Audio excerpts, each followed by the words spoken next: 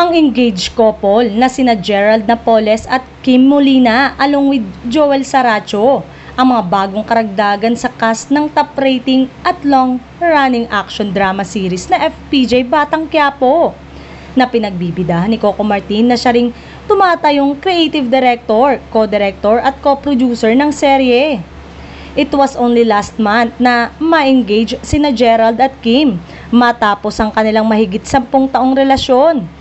Marami man ang umaalma sa mga kamakailan na pangyayari sa serye ni Coco Martin. Hindi may tatanggi na patuloy pa rin ang pagsubaybay ng mga manonood sa kanila.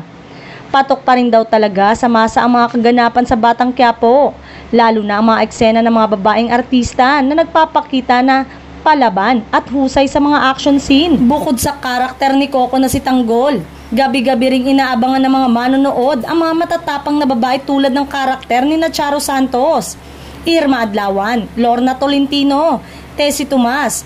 Hindi rin may kakaila ang naging kontribusyon ni Jacqueline Jose, Lovie Po at Ivana Alawi. Nakakatuwa nga raw makita ang fighting spirit ni Tindeng, Mokang Bubbles, na kahit madami silang pagsubok sa buhay, hindi sila sumusuko at pinapatunayan nilang gagawin nila ang lahat para protektahan ang kanilang mga pamilya. Say ng mga susugid na viewers, bukod sa pinapakitang magagandang katangian ang mga babaeng karakter, may mga lalaking karakter din naman daw na nawawala sa serye at ginagawang relatable kasi ang kwento sa malawak na audience.